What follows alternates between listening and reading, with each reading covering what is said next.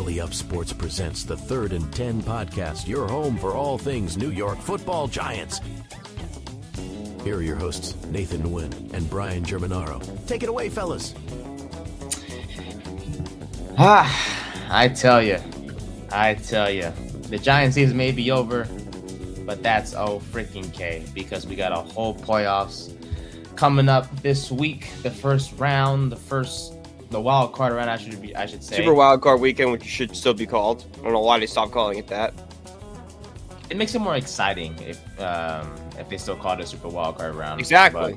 But, NFL, they call it it's called the no fun league sometimes for a reason. It is fun sometimes though, looking at the comment section of anything the Giants post. Oh yeah, because it's all the clown pictures of Joe Shane. They just fire him now in the clown makeup. Yeah, it is. Yep. It's enjoyable sometimes because that'll be posted until this time next year, maybe. Yeah, that's all it's gonna be. Unless the Giants go on some magical run next year. At least our strength of schedule ain't that bad, according to... Yeah, we've been looking over the schedule. Like, the home schedule's not bad. The road schedule's brutal. Oh, for sure. Overall, the SOS, which is short for strength of schedule, I believe it's 478, which is around the 17th, 18th. Right, so we have an average schedule. So yeah, is what it's better than the hardest schedule maybe of all time this year. But can't do anything about that. The NFL is actually nice to us, will be nice to us for 2026.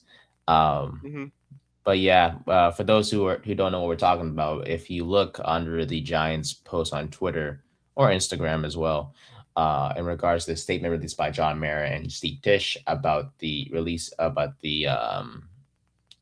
keeping of Joe Shane as GM, you will see a bunch of negative comments, middle fingers, cuss words, all the things like Brian mentioned. Joe Shane with the clown face on his, with the clown face on.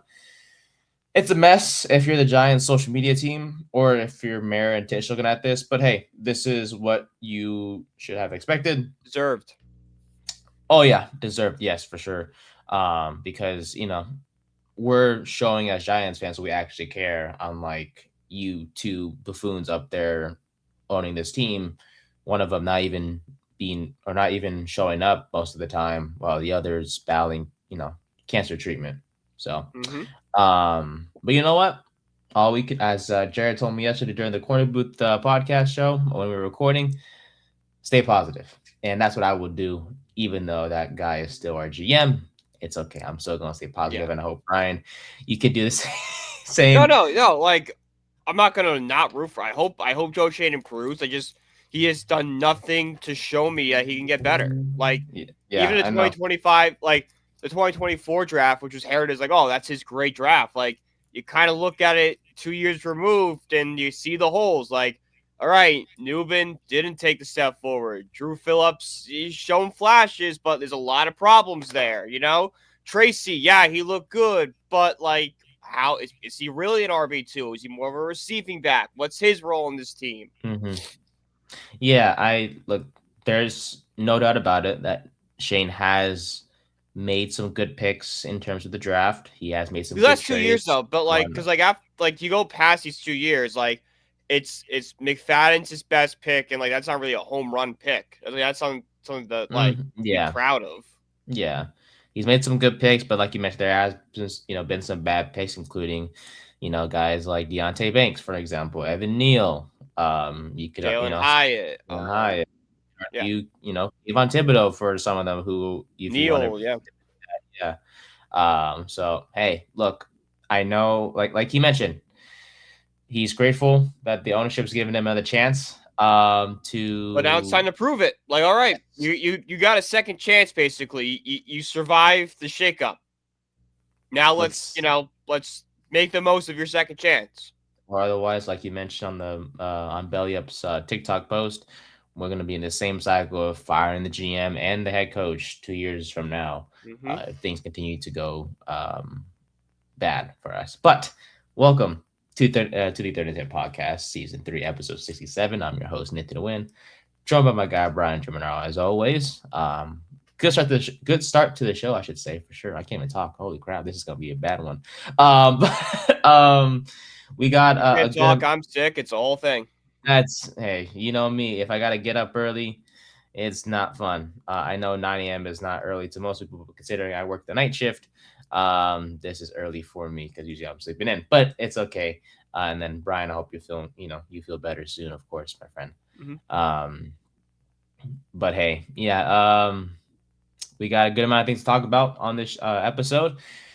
Whether it's the Giants Cowboys game, the Giants ending the season on a high note with the win. We'll talk about that shortly, but most importantly, we'll talk about the head coach openings across the NFL with the focus on our team, of course. As we mentioned about a couple weeks ago, there were a list of candidates that were released to the public that the Giants were going to be looking into, but there's a certain name that I want to discuss more today and get your thoughts on that, of course, my friend. And then we'll end the show with our playoff predictions as the playoff pictures officially now set. As we talked about at the beginning, Super Wildcard Weekend to begin later this week, starting on Saturday and ending on Monday. But yeah, I do want to mention real quick, shout out to the Timberwolves and the Charlotte Hornets. We usually don't talk basketball on this show. We usually it's a football podcast pretty much, and then baseball once we get to the season. Mm-hmm.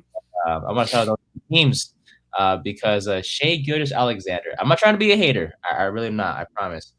But he's known a lot across the league for being a free throw merchant and for drawing fouls that aren't fouls that the refs are just blowing the whistle. Because that's every good player, though. You made the same case that LeBron did that for. No, LeBron did that for everyone. Does but James Harden did it for years. LeBron did it for years. This is nothing new. Brunson does it. Like if you're a star player, you get calls. Yeah, but Shai is he's taking it to the next level where I'm just like, bro, he's barely making contact with Shai in terms of the defender, and he's getting calls. That's on the refs. Like I can't blame Shai for that. It's on the refs for making the call. Yeah, but I mean, there was a particular point during a Timberwolves Thunder game where I forgot what exactly happened, but the Minnesota coach Chris Finch was literally yelling at the refs, and he had to be held back by his assistants. He ended up being ejected from the game, and ever since that game,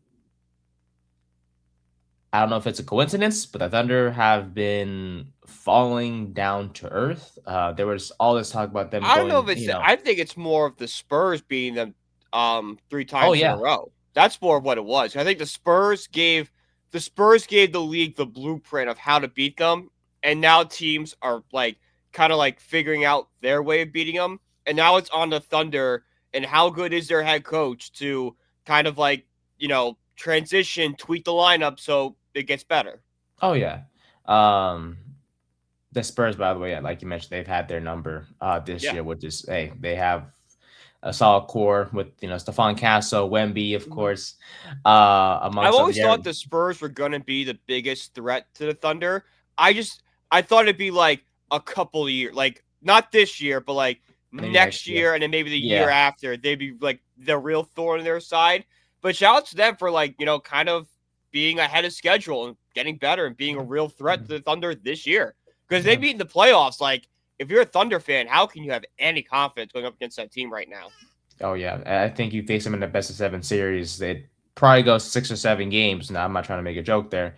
But the Spurs would, give the Thunder anytime you say 6 or 7 on this show, we're not making a joke, okay? We're not 5 years old. I know. That joke has to get old. Now, we're in 2026. It's already old. It was old the week it started. It was funny the first day, and after that, I was just like, bro, no, but yeah, like you mentioned, that Spurs have got the Thunder, have had the Thunder's number, but ever since that game against Minnesota, where Ant hit the game winner against them, the Thunder have just slowly fell back to earth. They're now 5-5 in their last 10 games, with losses to the Spurs, like you mentioned, the Hornets, the Suns, and Minnesota. You could argue, ever since a certain person as well returned to the lineup, things have kind of fallen downhill, but, I digress. But hey, good for my Lakers. We are third or fourth in the Western Conference, despite having the worst bench in the league. We have no bench scoring whatsoever, and I hope we figure that out before the trade deadline. But hey, we got Luka Doncic, so we will take it. But anyways, just wanted to point that out real quick. I was trying to be a hater for those SGA fans out there. I promise I'm not. Like Ryan mentioned, if you can draw fouls, you draw fouls. But the refs really, really need to be smarter when it comes to calls like that. And ever since that game, Minnesota game, there haven't been as many free throw attempts for Shea, despite his attempts to draw those fouls. So, but let's shift back to the Giants, because that's our specialty when it comes to the show. Just want to discuss the game real quick, and then we'll dive into the whole head coaching stuff surrounding the Giants with rumors and stuff like that. But Giants 34, Cowboys 17. Despite going through a tough time with cancer treatment, John Mara had something to smile about on Sunday, receiving a game ball from the team as the Giants won back-to-back games for the first time since 2023. Which is disgusting. I know. But it's okay. For those who don't know, it's not okay. No, that's not okay. I'm trying that should to be even more of a reason to fire people. I'm trying to be positive. It's so sad. So sad. Nearly not almost 3 years, but 2 years and counting, or would have been counting, since we went on a back-to-back winning streak. For those who don't know, it was the 3-game winning streak against the Commanders, Patriots, and Packers, respectively. The DeVito special. The DeVito special. Yes. Those are fun times back then. Yeah. But I don't know. I'm proud of the team, man. What ending's on a high note, right? I mean, look, I know they still had the opportunity to clinch the number 1 pick if they won or if they lost, but the Raiders if they lost, they would have had number 1 overall pick, which does kind of stay. Listen, I was happy the Giants won. I'm always happy the Giants win. I'm never going to root against the Giants. Yeah, it just did sting a little bit. It's like, oh, man, like, of course. We're 4-2 in the last 6 years on week 17 and 18. It's like, if you guys could just play like you do in the last 2 weeks of the season, the entire year, we'd be such a better franchise. Like, if you took this winning and did it earlier in the year instead of waiting till the last 2 weeks to turn things around, then, we'd be, possibly talking in the hunt for a playoff spot, something like that. But we'd be a competitive football team that'd be fun to watch. Instead, we messed up our draft position for the second straight year. But hey, it's okay. I will take a dub any chance we can get. Any dub we can get against the Cowboys, I will especially. After the 9-game losing streak against the Cowboys, which was the active in the league. I know. Shout out to Jackson Dart for getting his first dub against the Cowboys on his first try. Yeah. A certain legendary Giants quarterback also did that during his rookie year. That is Eli Manning, also in the season finale.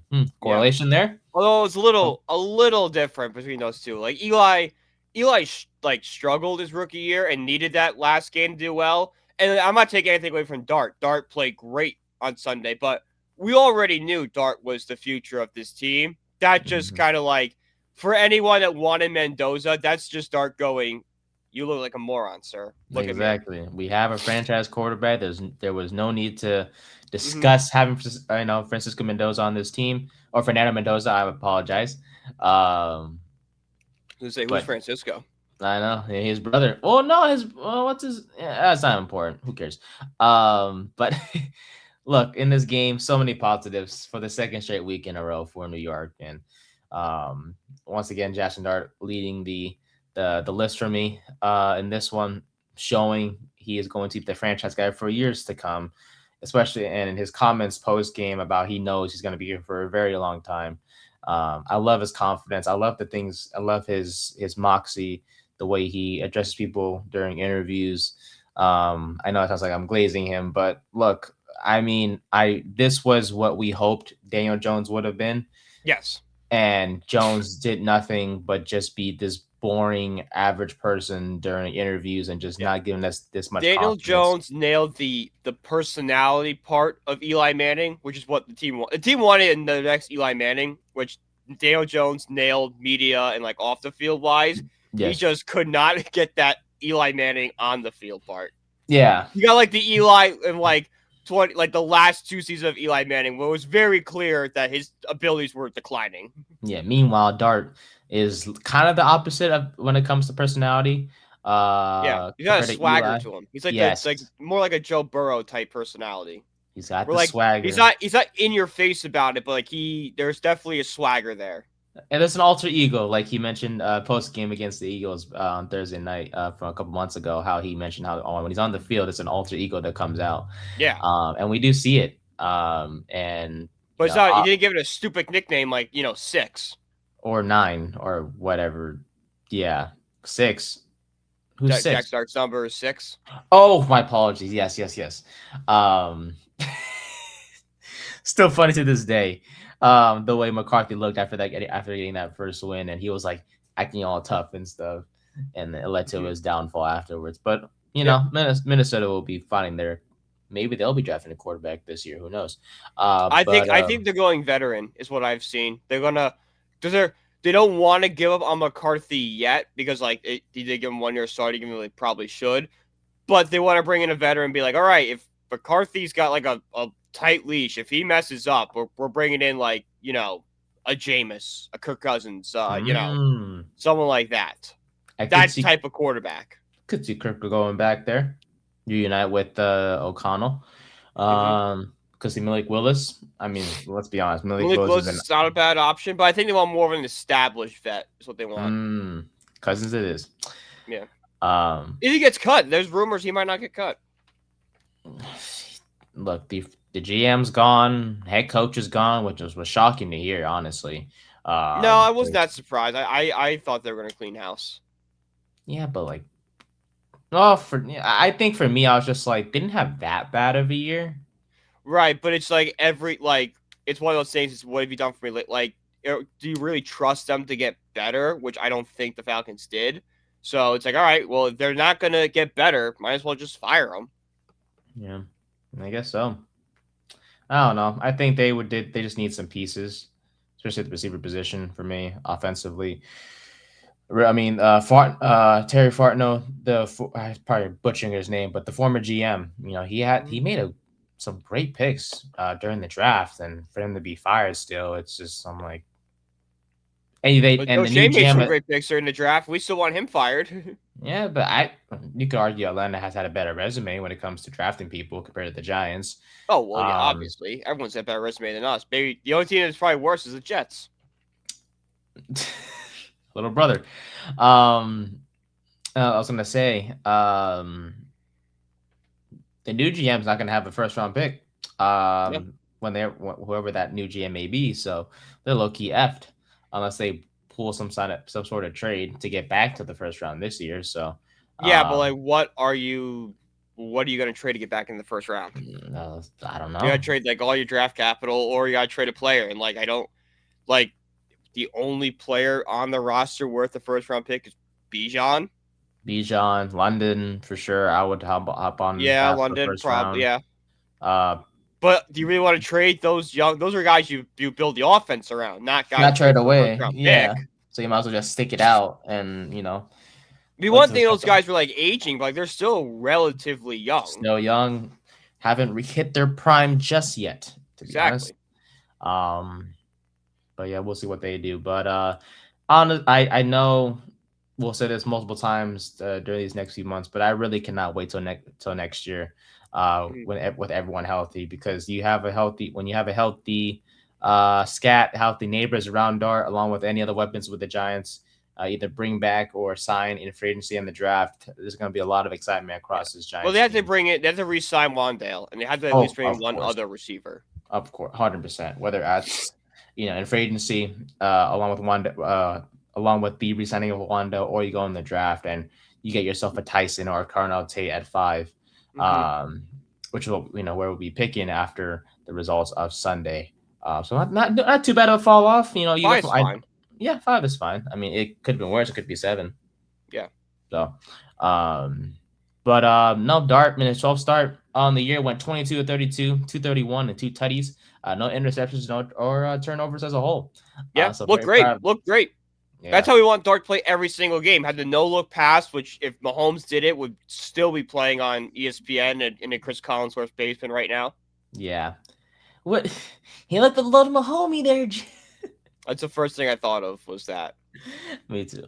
It was a great pass. It was fun. It It was a was great no, pass. great pass. It was really a great pass. It was a great play. That he's got his face mask. He's still able to shove it off to Making something out of nothing. Theo. Exactly, making something out of nothing. That's what you get with Dart. He's not that pure pocket passer. He's just being able to he's like that backfield creator. Like he's just gonna make a play. And he doesn't put the ball in harm's way. Like that pass was like right there in Bellinger's hands. There's no one around him. Like he made the right read. Even though it was a broken play, he made the right read. He didn't force something that wasn't there. Yeah. He's like, all right, Theo's there. If he gets 5 yards, he gets 5 yards. And now, granted, he got a touchdown, so it looks even better. But it was just like, all right, we'll just see how many yards he can get, and then we'll just live for positive yards, and we'll go from there. Well, it really gave me a lot of optimism this year, not just from and it showed in this game as well. Like his touchdown to interception or turnover ratio, it's outstanding. Because you take away that Saints game, he's had a solid year, or he doesn't have that many turnovers. No. Because that game is the only one that stands out to me because he had, I think, 2 or 3 interceptions in that game. And it was his second start in the NFL. So, like, you expect there to be some mistakes in that game. Yeah. And he just, he ever since but that from there, game, he got better. That's what we want from rookie quarterbacks. A sign that from when you first started to your last game, you got better. And it's very clear Jackson Dart is better on January 6th than he was on October. Whatever that was. It was September. I want to say September 27th. I want to say it was his first start. His first start. Yeah. Speaking of not first start, but rather before the game before his September 28th. I was right there. Well, you're on the money. But if I could go back a week before, apparently reports were saying that Russell Wilson was playing injured after during that Chiefs game. I'm not sure if you heard of that report. I saw that, but that doesn't excuse his bad play. He played bad in the Washington game too. Good point. He played bad in Washington, and Dallas's defense showed all season that they sucked. So cook Dallas, and then he shouldn't have played against Kansas City. Apparently, he was trying to hide it from everyone. So thanks, Russ, for that. But I digress. But no, whether it was the underhand pass to Bellinger or finding Tyrone Tracy for a 13-yard score in the second quarter for a 13-yard score, he threw the ball over like 3 defenders in the vicinity, which was nice. And we'll talk about Tracy more shortly because he had a great ball placement yesterday. Yes, on sir. Sunday. But that's the thing. It's just so many positives. I couldn't do the same with Daniel Jones, even during his good games. But whether it's the throws, whether it's the ability to create with his legs, his moxie, like I mentioned earlier, his moxie, his confidence, just everything about him. There's a reason why coaches want to come here and work with him. And we've heard it, whether it's praise from his teammates like Slayton and Scadaboo and Neighbors, interim head coach Mike Kafka, Joe Shane, obviously giving his praise during his interview as well. Dart is the primary reason why this team is going to go places, and the reason why there's going to be head coach candidates who are going to interview and be like, hey, I'm going to be excited to work with your young quarterback. Jackson Dart's the main draw to this job. You can talk about the pedigree and the core that we have with Burns and Carter and Neighbors and Scadaboo, but the hardest thing in football is to get that franchise quarterback. We have that. We got the hard parts done for you. Now you just got to bring him to that next level. Mm-hmm. And when and we've talked about this in the past, where it's like when you have a new head coach, right? It's the conversation is usually, he's got to have his own guy. That's not going to apply to us because you already have a guy in place that that has all these good traits. Where it's like, I'm going to have, instead of he's not my guy, it's going to be, I'm going to have a lot of fun working with this guy that the GM chose, I guess, even though we know who truly chose him. who's no longer here with us with Brian Dable. He's still alive, of course, but just not with the Giants. Yeah, to be exact. He's still alive, guys. Don't worry. He's still alive. He'll be in Vegas in a few months. If that is the case, I will be very excited. Obviously, he's gonna. If anything, he'll be a coordinator in the NFL again before he even gets a chance at a head coaching job. I don't think he's fit to be a head coach. Let's be honest. No, he's one of those guys who's gonna be a great coordinator. Too much of a temper to be a head coach. I hate to say it's the lack of accountability for me. He doesn't hold players accountable. Yeah, he's not a leader. No, definitely not. It was fun that first year, obviously, but after that. But that was just new life in general. Like, you have to remember, like, the Giants, it was the first time they brought in a new GM from outside of the George Foster tree. So this was a big deal for the Giants, what they were doing. So there was just there was new life and new energy in the building.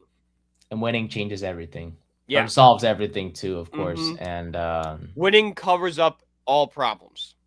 And then when the problems came out, it was a mess from there. But we wish Dable nothing but the best, and thank him for helping select both Dart and Neighbors in their respective drafts. Because if Joe Schoen had it his way, we'd end up with Romo Dunze and Shadur Sanders and Romo Dunze, and we would be really screwed. Yep. And the rebuild would have been extended by another couple years. Yeah. But because we could theoretically, with a great offseason, we could compete next year. Oh yeah, I was gonna mention. I was gonna wait till the end of the show to mention it, but I don't think we're gonna. We finished the year 4-13 after this dub, and we'll talk more about the dub shortly. But I feel really confident saying this. I don't think we're gonna see a season like this ever again. Well, I don't know about ever again, but I would say for the foreseeable future, we would not see a season like this. Better term for it, because this young core we have is just too good. Yeah. As long as you have the right coaches. It's the coach. If they bring in the right coach, we will be fine. As long as they do that, we're going to be just fine. You have the quarterback of the future. You have these skill players around the quarterback. You add a few more pieces, which shouldn't be, if you're Joe Schoen, there's literally, just bring back Wandale. That's priority number one. Please get that done. It's not that hard. Number two, go draft a... Would you put the franchise tag on Wandale? Nah, it depends on how much the franchise tag is. Yeah, but and even with that, I don't know if Wandale would like that. I mean, do you really want to? You might not like it, but it's not really his choice. Yeah, but do you really want to go through that, especially with the whole Saquon stuff? Well, you put the franchise tag on him. The franchise tag on him, and you negotiate in good faith. He'll be fine. He's just like, hey, we're just doing this because we believe in you. We want you on the roster. And we don't want any other teams bidding against us. So we'll do this, and then we're going to work on a deal that works for both of us. That's how you have to approach it. Just because Saquon Barkley didn't work with the franchise tag doesn't mean it's not a sound strategy. Yeah. We see plenty of other guys get tagged and sign long-term deals. Yeah. I just want to get a deal just over with, honestly, just to be like, hey, buddy. We love you. We want to commit to you long term. We trust you to be our number 2/number 1 if Neighbors isn't ready to start week 1. Which, to be honest, after watching Malik Neighbors is what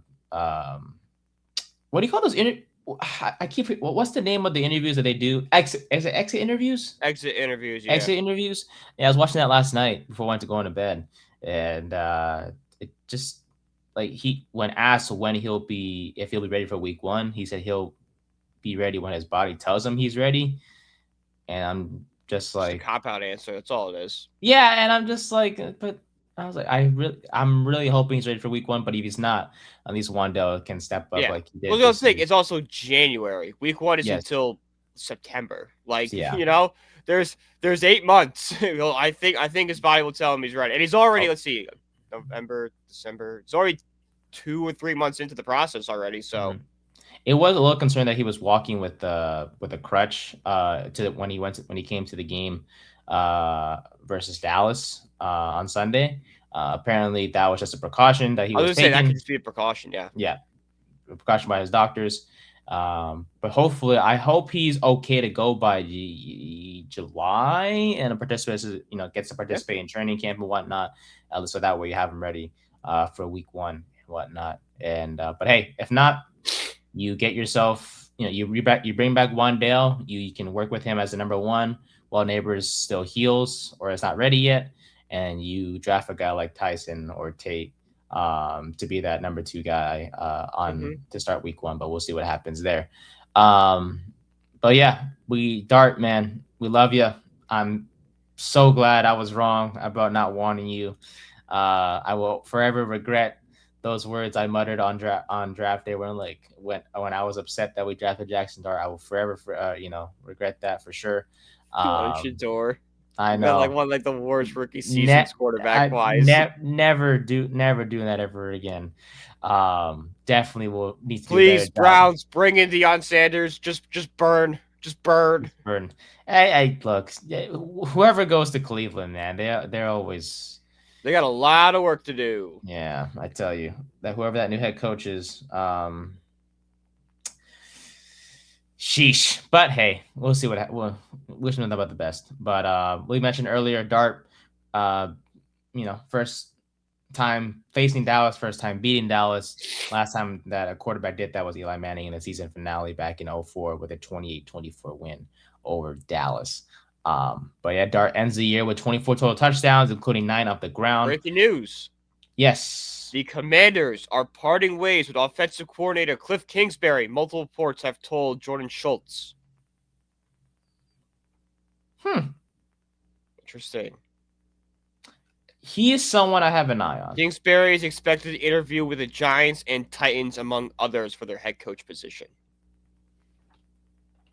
Okay. Man, Washington just cleaned house. He just fired their DC, too.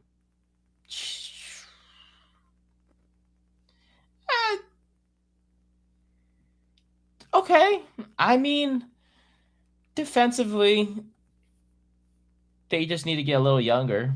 Defensively, I can understand it. I don't really understand firing Kingsbury because, it was just the injuries, honestly. It was the injuries. Like, you saw what he did last year with Daniels. Like, he did great with him.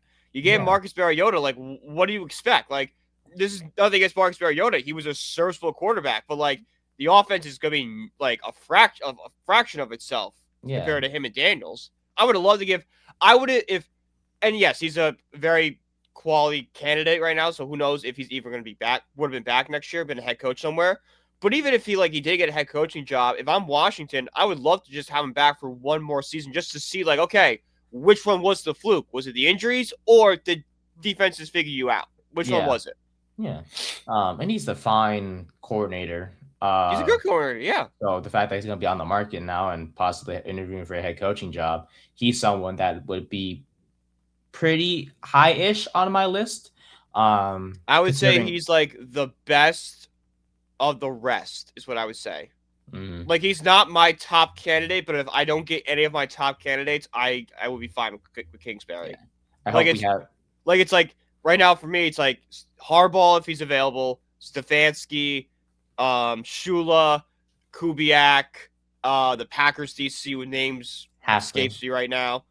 And then if I can get any one of those 5, then I'll go Kingsbury. Yeah, no, for sure. Jeff Hafley is Jeff Hafley. Yeah. Yep. If I can't get one of those 5, okay, then we'll bring Kingsbury, and I think I'll be okay. Sounds good to me. We're going to talk about Stefanski actually in regards to him being the best option for the Giants shortly. I'm glad that we're on the same page there. But yeah, look, I'm looking forward to this offseason for Dart. He mentioned in his exit interview he was going to spend time with his family to start the offseason and then come to California apparently to work with the quarterback coach. So I'm praying. I don't know where he works out, but I'm praying to God that on a random freaking Tuesday, I don't know where I'll be, but I'll see him out. Crazed Giants fan arrested for stalking Jackson Dart. It should be your mugshot. They'll make T-shirts. We'll make T-shirts with Nate's mugshot on them. Oh my God! They might not sell, but I know 8 people that would just buy them. I know the corner will buy it instantly. Oh, for sure. I know my family will, my friends will for sure. Look, man, oh my God, I don't know what I would do. I'd probably be. I always wonder if I were to meet my favorite Giants player, because I'm gonna be straight up. I don't think I've had a favorite Giants player. I bet Eli. Since Eli was mine for sure for years. it's still No, Eli was never my. I would say I met Eli Oh. Manning. He was never my favorite. Victor Cruz and Justin Tuck were always my favorite. Oh, I got you. For me, NYC Gotham game. Very nice guy. Yeah. Oh, you A should little take a picture. starstruck when I saw him. I don't blame you. I thought I would be the same way. If I met Eli, if I met Dart, because those two guys have really, they have or are my favorite Giants player at this time. Like, look, Malik Neighbors is exciting. Obviously, we've had Saquon, of course, in the past, but I don't think I've really fallen in love as a fan for a certain player until Dart came recently. I'm just like, okay, yeah, that's my guy for sure. And then obviously before him, it was Eli. He was the first player I fell in love with. Oh, okay, little clear. Kingsbury's leaving the organization. He was not fired. He was leaving. That's agree to part ways. That's different. That seems more. That makes more sense. He's leaving. But the DC's fired, right? The DC was I think the DC is fired, yes. That makes sense. Okay. I appreciate the clarification. I'm just like, fired, huh? Like the Commanders really? Like, you don't blame Kingsbury? I don't get the firing. Yeah. Yeah. But that makes more sense. Okay. All good, man. I appreciate the Giants are expected to interview Vance Joseph for their head coaching facility job. I would put him. We gotta do a tier. Maybe on Thursday we can do a tier list of like coaches. Because obviously the Giants are gonna hire someone within the next couple of days. Like, it's gonna be probably conference championship weekend. Yeah, for sure. Because it's gonna be other, I'm sure, people they want to interview. And it still could be firings. Like, Black Monday was yesterday, but like Joe Judge, I don't think was fired till that Wednesday. So yeah, and there's gonna be multiple because at this time the Giants can interview teams that aren't in the playoffs. I think once January 9th comes around, they can start interviewing coaches that are currently in the playoffs. So they're going to want to talk to Shula. They're going to want to talk to Kubiak. There's a few guys going to want to talk to. There's plenty of options that they will look into. But before we get to the coaching stuff, real quick, want to highlight a couple more players. Tyrone Tracy, another outstanding week, 159 yards from scrimmage. Man, the fact that he was a 5th-round pick and he is now the 3rd Giant in franchise history. A receiver for most of his college career. Yeah, played running back 1 year pretty quickly. Played a 1-year running back at Purdue before heading to the draft. And dude, we have a hell of a backfield. I tell you, we have a hell of a backfield. 2 running backs of the future with Scadaboo and Tracy. And he is now the 3rd Giant in franchise history with 1,000 scrimmage yards in each of his first 2 seasons. He just joined a couple of randoms, Odell Beckham Jr. and Saquon Barkley, but I digress. I tell you, if we somehow decide to keep Devin Singletary, who scored his 5th rushing touchdown of the year, which is such a mistake. Yeah, well, I wouldn't say it's a mistake because he's still under contract, I think, right? Right, but it's a waste of cap space. True. But I mean, our running back room will be completely set, at least. Like it would be, but I'd much rather just draft someone in the 6th round and be like, all right, this is just a cheap guy. Put Turo back there. Exactly. Go get him. Let's see. Devin Singletary, if we cut him pre-June 1st, we would save $5 million in cap space. Ooh, that is a good amount. Hey, $5 million can go a long way. Yep. So maybe the Giants do that. Maybe they don't. But it's clear the running back room is set. I'm so proud of Tracy for, look, obviously beginning of the year, it was hard to get he was the RB1 to start the year against Washington. Scadaboo kind of took over against Dallas and really took over against Kansas City. And then the job was his from there. Plus Tracy had injuries to start the year as well. Mm-hmm. But when his number was called, he came out and showed out just like he did his rookie season. We gave him praise during his rookie year, especially against against the Steelers during that game. And hell of a guy. And I'm glad that's one of the picks that I'm glad Joe Shane nailed there, at least. Shout out to Wan'Dale Robinson. Did not play on Sunday, but hell of a season by him. He ended his 4th year in the NFL with 92 catches, 1,014 yards, and 4 touchdowns. His 92 catches are the 6th most in a single season. His 93 from a year ago were actually 5th. So he's setting, he's putting himself in the record books when it comes to the franchise. And him and Odell Beckham Jr. are the only Giants ever to record multiple seasons with 90 plus catches. So putting himself with some top names when it comes to Giants receivers. But I don't think anyone would have guessed that Gunnar Olszewski would have led the team in receiving on Sunday. I said on Friday, I'm like, there's going to be a guy that breaks out and has a game that we're not expecting. They expect to be Gunnar O, but it's going to be someone. I thought, it was going to be, maybe a Hodgins, if anything, or maybe a Slayton.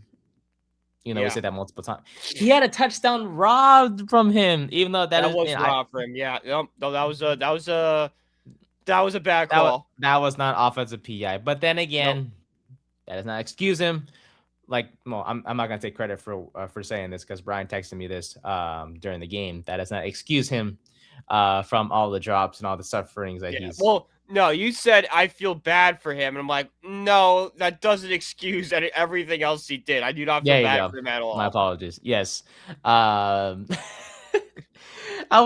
just felt bad at the moment. I was like, bro, that's like it sucked. I'm not gonna say he did suck. I'm like, oh yeah, sucks you didn't get that, dude. But you probably had about 500 touchdowns you could have caught this season, and you just dropped the damn ball. So yeah, so it's on you. Yeah, and he is definitely a cut candidate.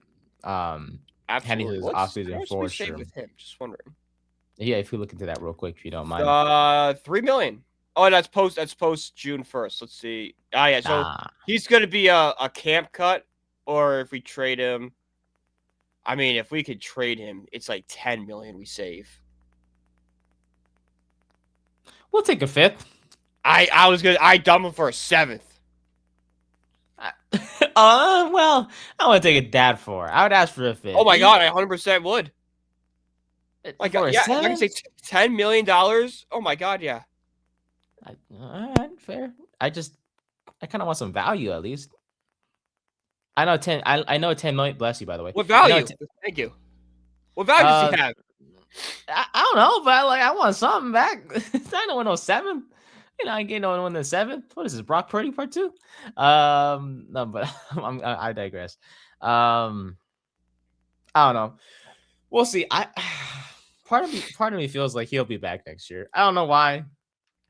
I mean, you only say $3 million if you cut him, so it's really nothing. But who knows? I just don't want to enter next year with him at number 2. If Absolutely Neighbors is missed, he won't be. It'll be Wandale no matter what if he comes back. Yeah, my apologies. I was referring to if Neighbors isn't ready for. Oh, okay.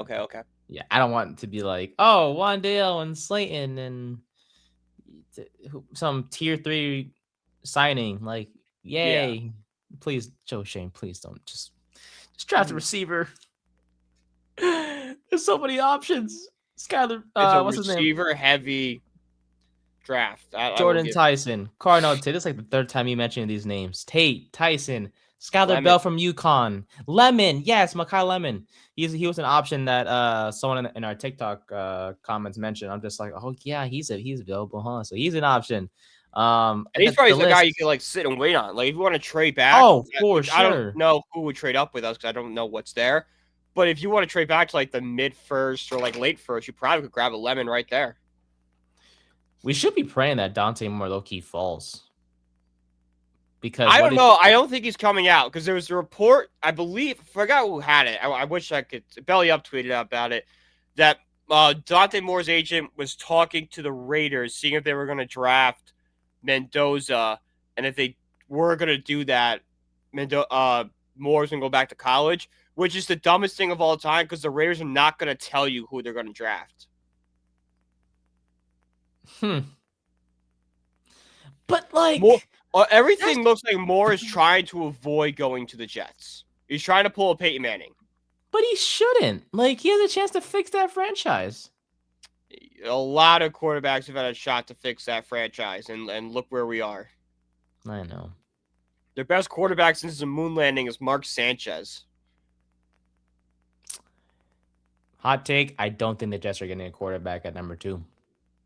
They're going to do 2 things. They're going to trade down, or they'll get Ruben Bain. Because that mother effer is a beast. The way he killed Ohio State, demolished Ohio State. and those linemen, or he took care of business against A&M a couple weeks ago. Yeah, Ruben Bain, he's top 5 pick, no doubt about it. We're not going to take him, obviously, but someone will, whether it's the Jets or Tennessee or where the case may be. But anyway, shout out to Gunnar O. Hey, hell of a game. 8 catches for 103 yards. First start receiver since 2022 with Pittsburgh. Fun fact, he had 17 catches for 223 yards in his previous 80 games. Wow. So for him to get literally almost half of that, both reception wise and receiving yards wise in one game. Gunnar O, welcome back to the Giants next year, buddy. Yep. Even though his primary role is a punt returner and a kick returner. That's fine. Yeah. Who cares? But if he needs to step up a receiver, it's clear that Dart trusts him and he can be depended on. For sure. Defensively, took care of business. Okereke had a fumble recovery, had a pick as well for the second straight week. Okereke played like Lawrence Taylor with the. You saw that too? Yes, I saw that too. And so the captain ends the year on a high note. Brian Burns, another captain for the Giants, ended the year on a high note as well. Didn't get a sack, but he did record a quarterback hit, which is his 31st on the year, with the most in Giants history. Ever since the stat was introduced and recorded. Not much defensively, just hell of an effort again by the team. And Ben Salas, we might have a kicker, my friend. We might have a kicker. Shocking, I know. Yeah, he hit his longest on Sunday. Some Pitt fans were like, "How did it take him this long? He was automatic in college." I'm like, "Well, we are idiots, so you know." Yeah, I mean, we're a little slow when it comes to finding guys that are good at their position. But I'm glad we it's better than finding not figuring it out at all. And he hit one from 45 on Sunday, which was great to see. He ends the year 8 for 8, 3 for 3 from 20 to 29 yards, 4 for 4 from 30 to 39 yards. I know a certain franchise that would love it if their kicker hit a certain kick 45 yards, even 35 yards. Have you seen that broke my heart, man? His comment section. To be exact, his wife's comment section. Oh, his wife's comment section? It's his wife's comment section. That is not pretty. It is not pretty. The comments out. So many people say you two are gonna get divorced. That's so mean. What's wrong with you people? It's funny, but like, what the hell? It's not great when the comments outnumber the likes on a photo. And if you take a look right now, that is the case under Tyler Loop's wife's post of the announcement of their engagement. Look, I understand it. The guy missed the kick, would have put the Ravens in the playoffs. But you got to blame the defense. I mean, you had multiple chances to stop Rodgers on those previous couple drives, yet you just allow him to get easy touchdowns. Because I think they were going back and forth scoring wise in the last 8 minutes of the game. Ravens and Steelers. So you're Baltimore. You had chances to stop Pittsburgh, but yeah, you just collapsed in that fourth quarter. But I digress. But yeah, the Giants finished the year 4-13. Look, I'll say it again. I'm very excited for next year. I'm looking forward to the future. Exciting things are coming, and I'm very confident in regard to that statement. Otherwise, am I missing anything from the Dallas game that you want to cover before we get to the head coaches, my friend? Nothing really. Let's be honest. It's the Giants won. Like, it's not a culture win because most of this coaching staff's not going to be here. Like, it's all it is. It was good to see Dart play well. It was good to finish the year on a high note. That's it. Okay, cool with me. Speaking of coaches, I think apparently Joe Shane said that there's going to be some candidates they're thinking about. There's some people on the staff that they're thinking about bringing back, which kind of scares me. The only guy one guy you should bring back. You could argue two, but we obviously know one of them is Brasillo. Yep. I wouldn't mind Bullen back to his position as a position coach. Yeah. Okay. Yeah. Don't hate it. I think he's done enough to deserve. He deserves a job somewhere in football, which what he's done with DC, whether that's with us or a different franchise. Yeah. Yeah, but he does deserve another job. Yes, I will give you that. Yeah, I think it's good to have that continuity as well when you have him with Burns and Carter and Tibbs and that edge rushing room, because he's not a bad position coach whatsoever. And as DC, no, he was fine. Unlike some people, Shane Bowen, he actually made the defense not as predictable, like when Bowen was the DC. But I still am shocked how he got a job, Bowen. But I digress. But have you ever written? I'm sure this is a yes, but I'm sure. Have you ever written on a carousel before, my friend? Yeah. You like carousels? When I was like 5, I did. That's great. Me too. Well, when it comes to the head coach carousel, this is not one you ever want to be on. No, head coach carousel in the old NCAA games was fantastic. That was so much fun. With like jobs would like pop up and pop down. That was great. Why they've not brought that back, I don't know. Like, I'm doing a Minnesota rebuild right now. I don't want to leave Minnesota. I just want to watch the jobs pop up and down again. Well, they sort of do, under view job offers. I mean, I know, but it was like instant. Like you hopped in the carousel and it was like a 20-minute thing. It was like boop boop boop boop boop. Oh, like different things. Was that in the NCAA? I think it was like the old ones. Yeah, like the 13, 14s. Yeah. Ah, yes. Those are nice. Those are games. fun. Oh, for sure. Currently I'm I got onto NCAA again recently, because I rebuilt not rebuilt, but rather help the Giants get the Super Bowl and win it. Kind of got bored there, so Josh, my friend, he kind of got me back into NCAA. My Giants team lost to the Steelers, so we're trying to bounce back in the Super Bowl. Mine killed the Bills. Oh, nice.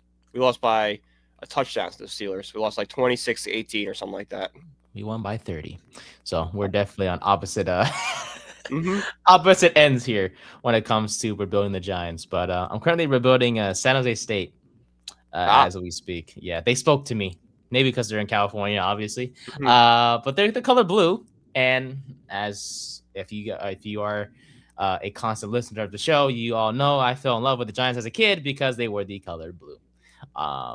So why not rebuild the Spartans, who are low key trash, and I took over as the head coach because I'm not trusting that Hawaii named head coach to fix that program. But I digress.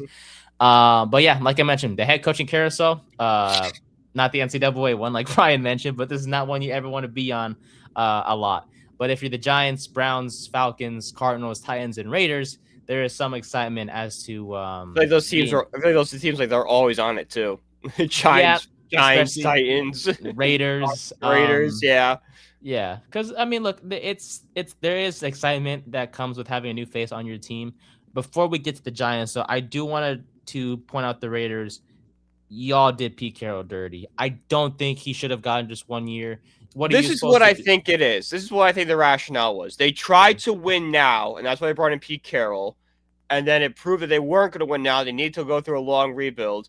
It's not worth having a 75 or however old Pete Carroll is as the coach during a rebuild. So bring in the next coach that you think could establish and build the groundwork of a culture. That's where I think their reasoning came from. You could agree or disagree with that all you want, but that's their mindset behind it. And I understand it. I'm like, yeah, that makes a ton of sense to me. Yeah. I mean, I get your point.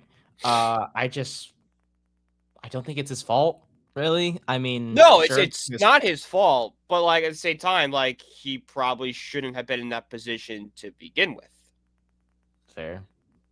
Plus, I think a lot of blame should go to the GM for 100%. Trading for Geno Smith, because he should be writing back right now to a lot of people. Geno. It's the Raiders won't have to worry about Geno. I mean, they're going to get their franchise quarterback in Mendoza once April comes around. Back to us.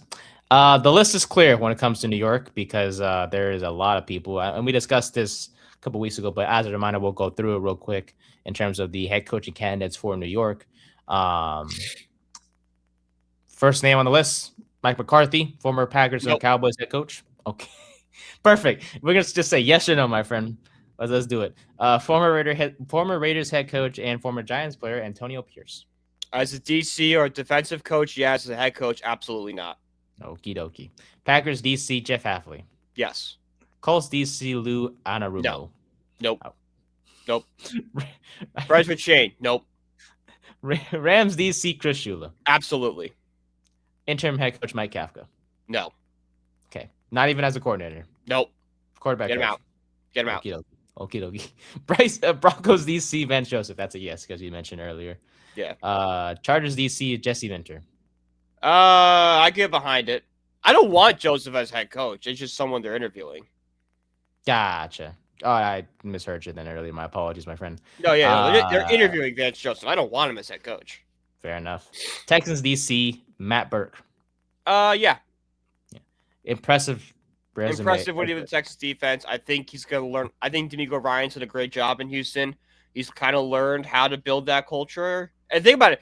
When D'Amico Ryan took over, they fired 2 head coaches after one year. They were still kind of reeling from the Bill O'Brien days when he traded away DeAndre Hopkins. So there was the Deshaun Watson drama was going on. So they were kind of a mess. And now they're sitting at the playoffs as a really dangerous team. So anyone for the D'Amico Ryan tree, I would love.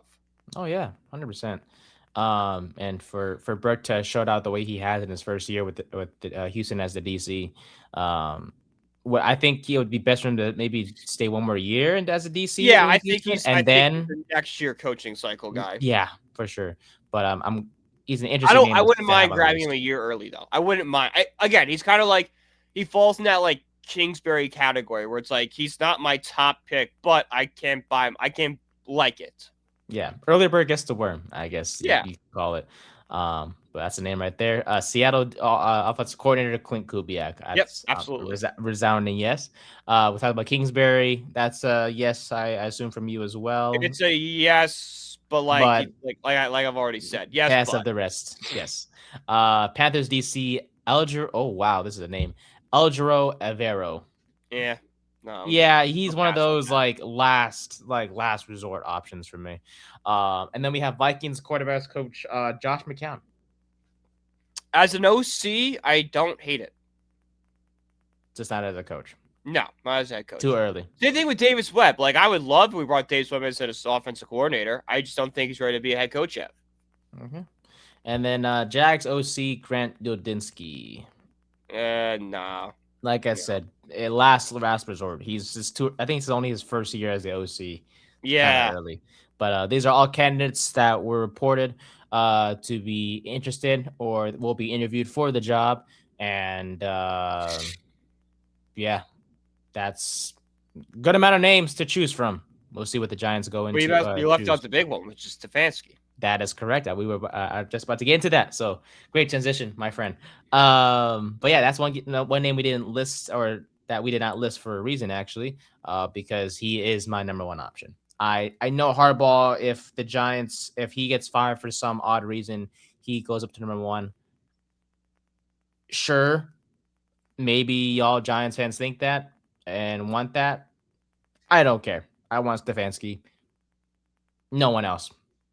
I know there's Hafley. I know there's Shula. I know there's Kubiak. The only guy I would want over Stefanski is John Harbaugh, but there's no guarantee the Ravens are going to let him go. So honestly, even with that, I don't know. Stefanski just speaks to me, and I don't know what it is. Maybe it's the fact that he's won Coach of the Year twice during his time in Cleveland, led the Browns to the postseason, which is crazy to say. Like Stefanski got a raw deal in Cleveland. He had to make like just a mountain out of just like you had to make chicken salad out of chicken. You know what?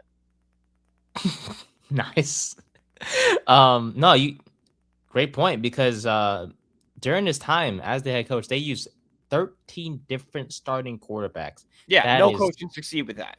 No consistency whatsoever. And all those quarterbacks, by the way, ranked bottom 5 in total QBR, yards per attempt, and completion percentage, and threw an NFL high 98 interceptions as a group.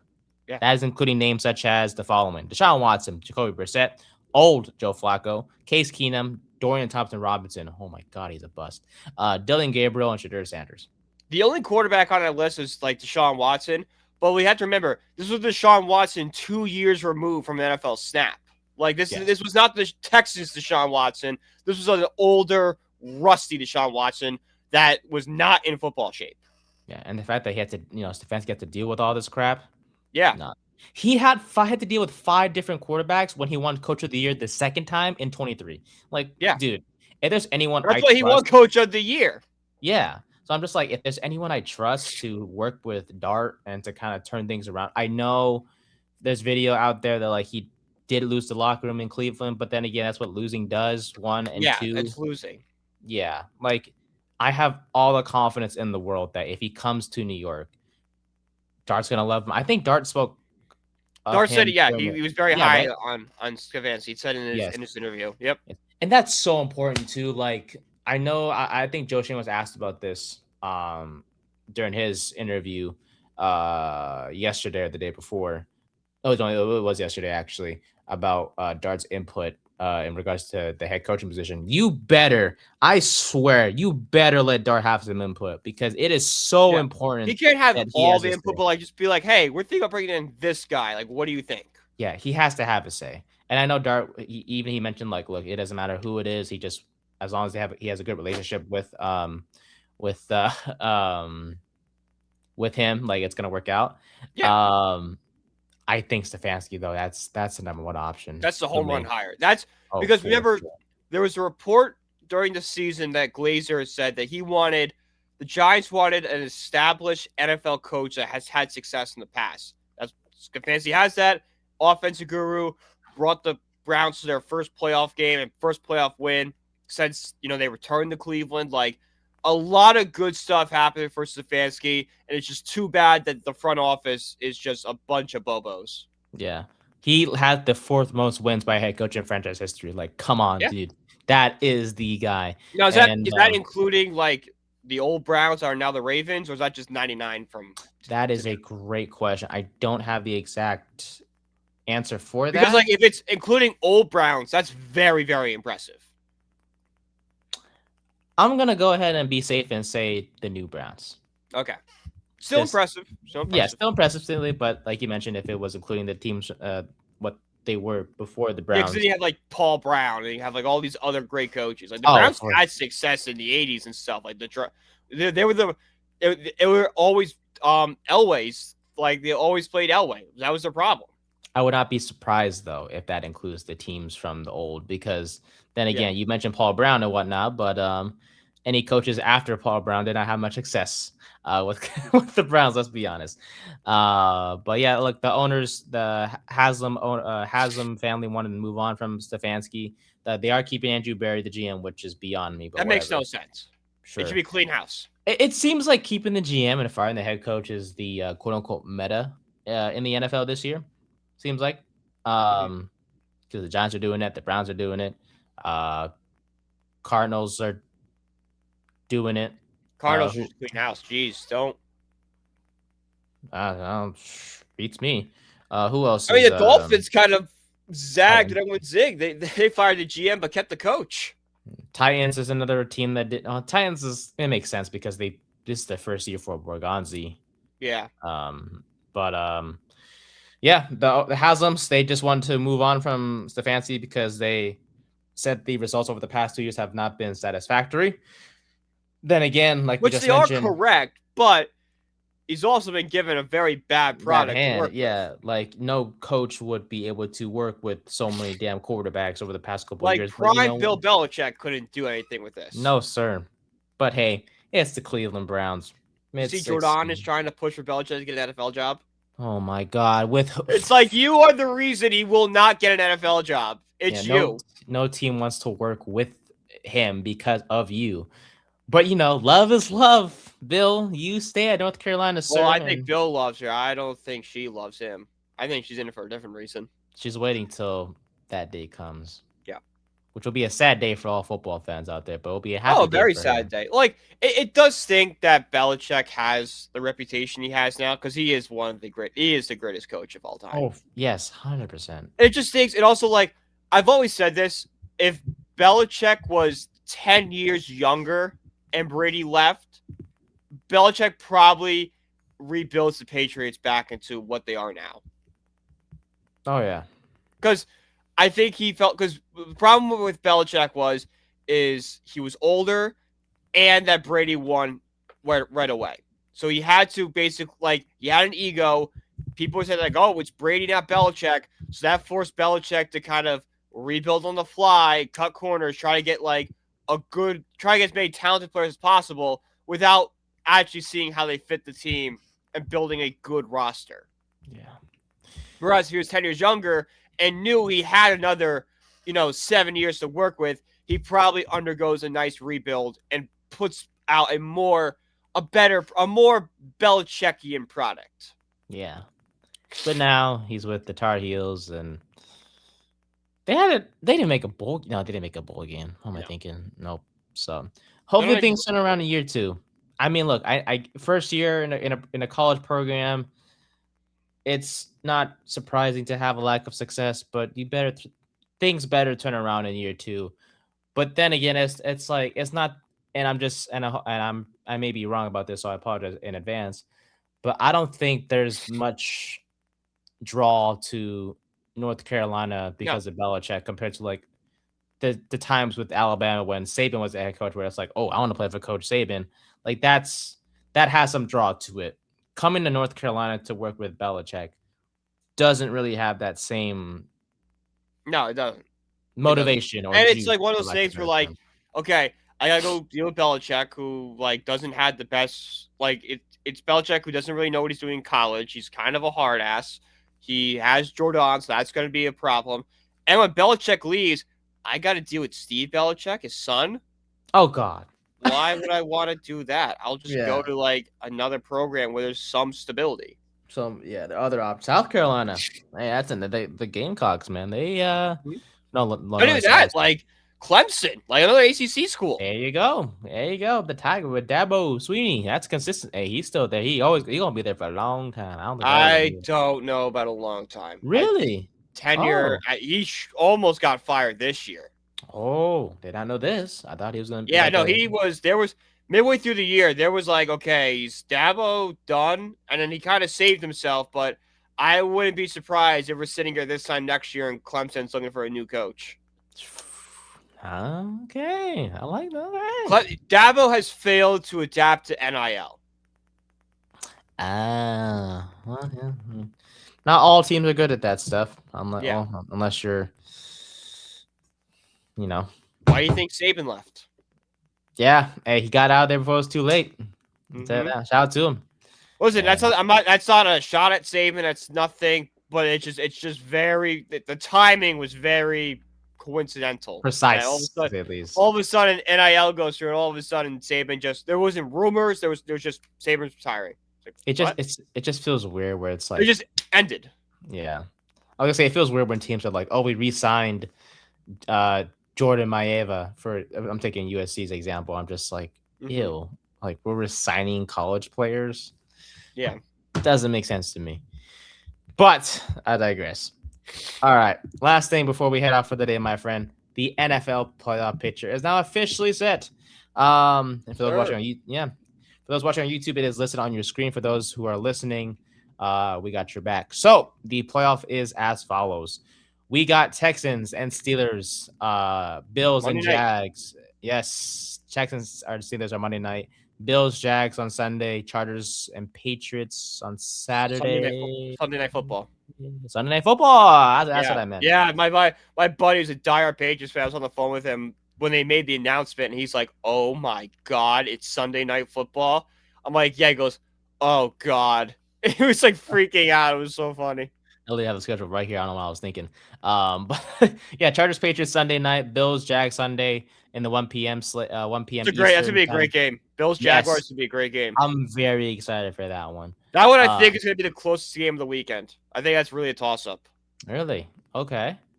I was gonna say Texans and Pittsburgh. That's gonna be a close one. No, I think the Texans are gonna roll them. I don't know, dude. I watched the Steelers on Sunday night. They sucked. I know.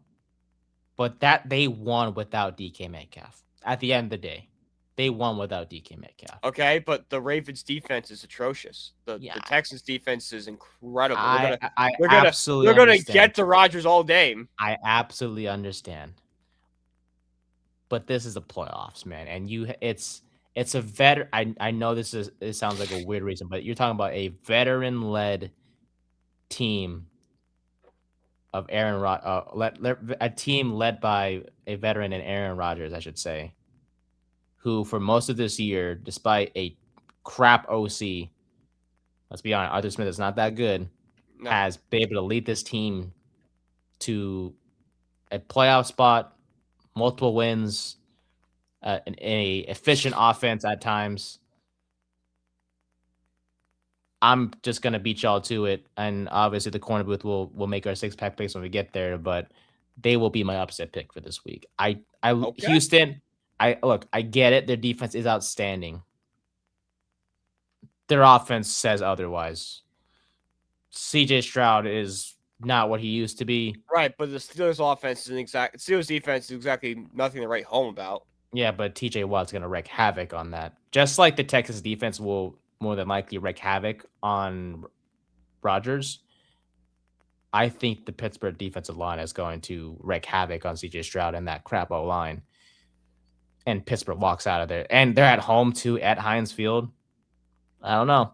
Just saying. Oh, not Heinz Field. I'm sorry. Acrisure Stadium. My apologies. Heinz Field. There. It's Heinz Field. Okay. Thank you for making me feel better. It will always be Heinz Field. Always be Heinz Field. Why the Steelers let that go through their fingers, I will never understand. Yeah. But that's the AFC. NFC, Packers and Bears on Saturday, Niners, Eagles on Sunday. That's going to be ugly. And then Rams and Panthers on Saturday. A lot of rematches. Oh, yeah, for sure. Especially Niners and the Eagles. I know George Kittle is not looking forward to that one whatsoever. I'm saying about the other two. That we had the Rams and Panthers, which is Matthew Stafford's worst game going back to Carolina. And then you got Packers and Bears, which was that great Saturday game just a couple weeks ago.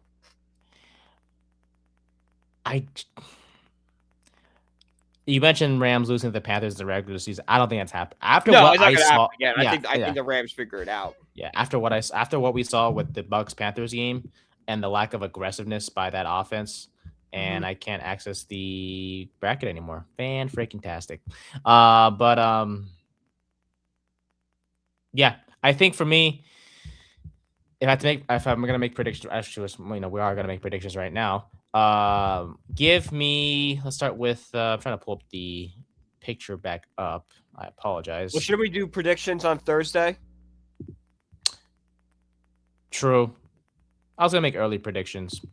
Nah, wait, yeah, we're right. We'll wait till Thursday. You're right. But as a sneak peek, all I'm gonna say is 1, Steelers are gonna upset the Texans. 2, Rams will kill the Panthers. Yeah. 3, what was the other one? I just lost it. Oh, both number 1 seats will be out. After that, I do not have. Look. I know when this is comparing apples to oranges, low key, but sometimes having a bye week is not the best thing. College football, we've seen in the CFP playoff with Ohio State being eliminated when they had the bye week. And I'm looking at Denver and I'm looking at Seattle, right? I'm just like, the Broncos have won so many one-score games. There's nothing wrong with that whatsoever. But there's been so many times, right? There's been so many times where they've had to come back and win. And that's not the only reason behind my worry for them. Their offense is just so anemic. Hit or miss. Yeah, to the point where I'm just like, does their bye week really benefit them? Like, they should be playing so that they can stay, quote unquote, hot.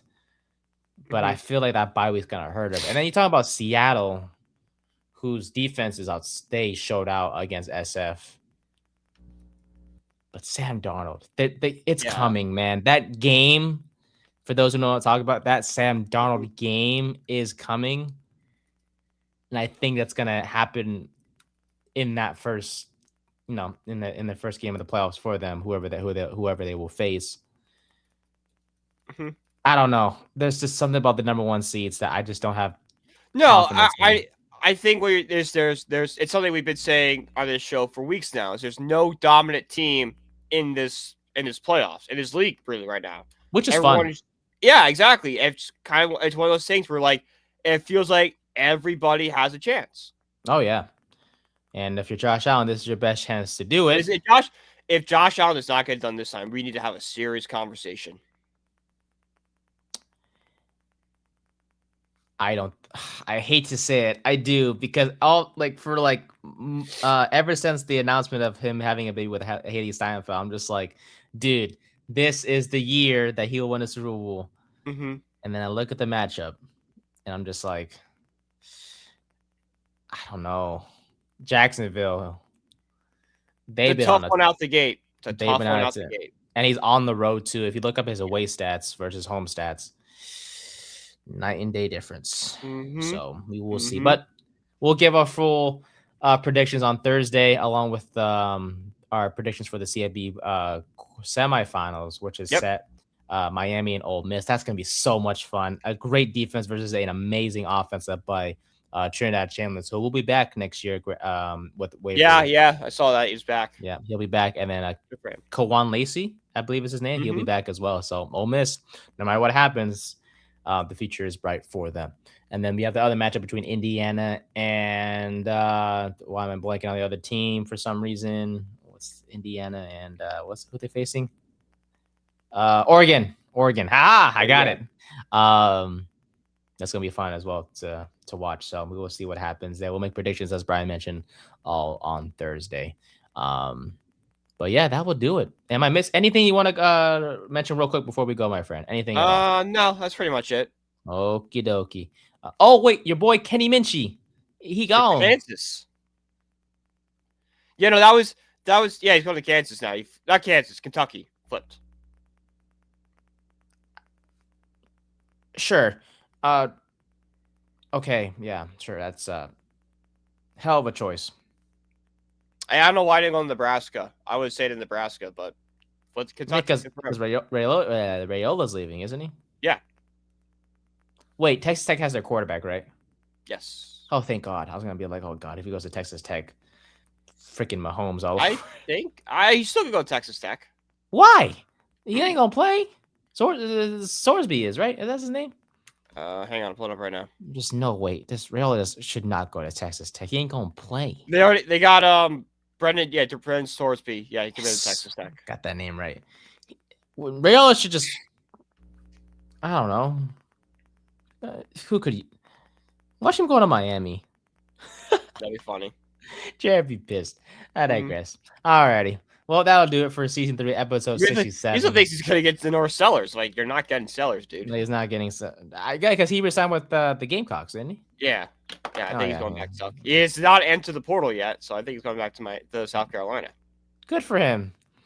He'll definitely turn that. He'll definitely make them a sort of playoff. No, they're not making the playoffs, but I digress. But yeah, that'll do it for this one. Season 3, episode 67 of the 3rd and 10 podcast.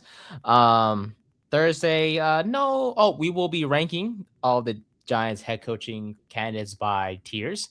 That's gonna be fun to do. We might dive into position grades, but that will most likely start next week for the Giants. We're gonna go position by position, grade them all, and whatnot. That's gonna be fun as well. And then in terms of the future, outside of making predictions for the playoff as we go through each round. We'll talk more about mock drafts. We'll go through, we'll go through our scouting and film study and where we rank different players at their positions. And then any free agency signings that Giants make, we'll dive into those when they happen, and all those things. So it's gonna be a fun offseason. Once again, when it comes to New York, I know obviously another losing season, but I hope I know this will be the last one for quite some time before things start to turn. Yeah, I feel like that. Yeah, I don't know. I don't want to jinx it, but I have a good feeling that things will turn around for New York in a jiffy. But for now, you can follow us on social media. You can follow me at Nathan_Nguyen24. You can follow Brian at BrianPG1016 on Twitter and Instagram. And you can follow our TikTok page at 3rd and 10 podcast as well for clips from our full episodes. And yeah, shout out to our sponsor, SeatGeek. Use the code BellyUp for $20 off your first purchase, and you can find my article work, Brian's article work, and all of our other amazing writers and podcasts at bellyupsports.com. We'll see you guys on Thursday. And yeah, thank you so much for watching and listening, and thank you for your support as always. Bye.